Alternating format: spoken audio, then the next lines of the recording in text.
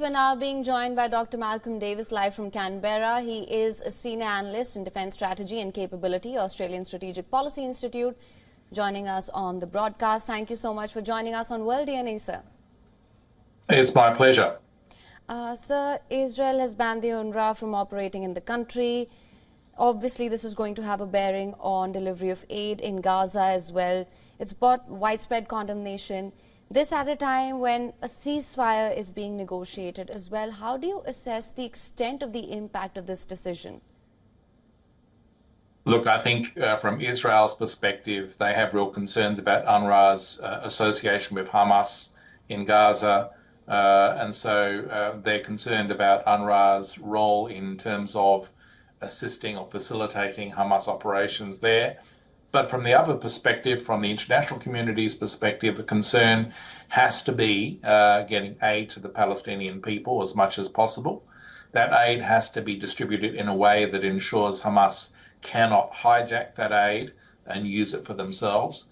So I think that essentially banning UNRWA is probably not the smartest thing they could have done in this regard.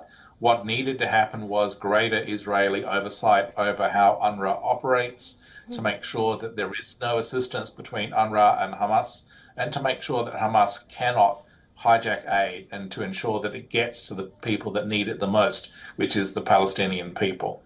Right, Dr. Davis, now, U.S. had threatened to cut off its flow of weapons in Gaza if the aid does not reach or they don't speed up the aid delivery. Now that they've banned UNRWA, which was one of the sources to supply aid to Gaza, do you think U.S. will take any action?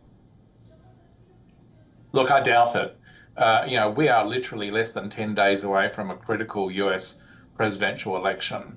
If the Biden-Harris team were to be seen to cut off military assistance to Israel at this crucial point, they would have profound domestic electoral impacts on Harris's chances of winning the presidential election.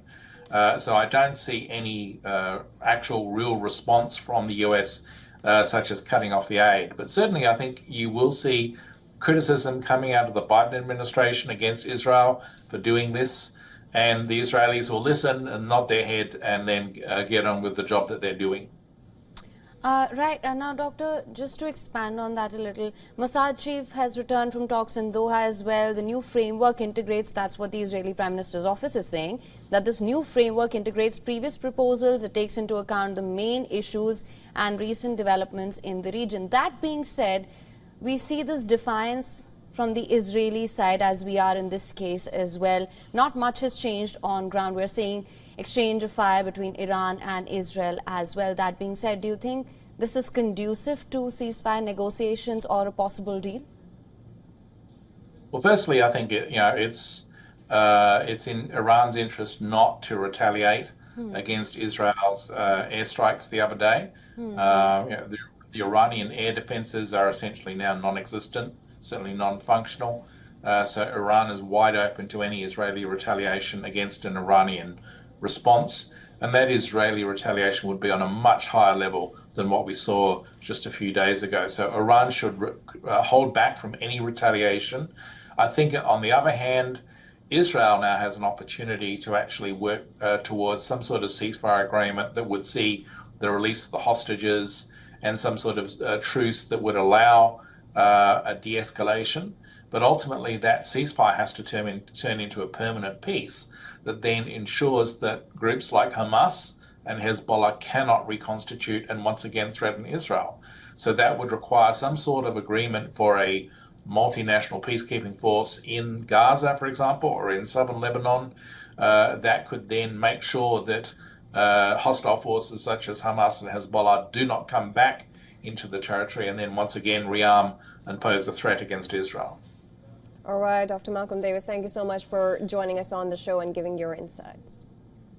Thank you.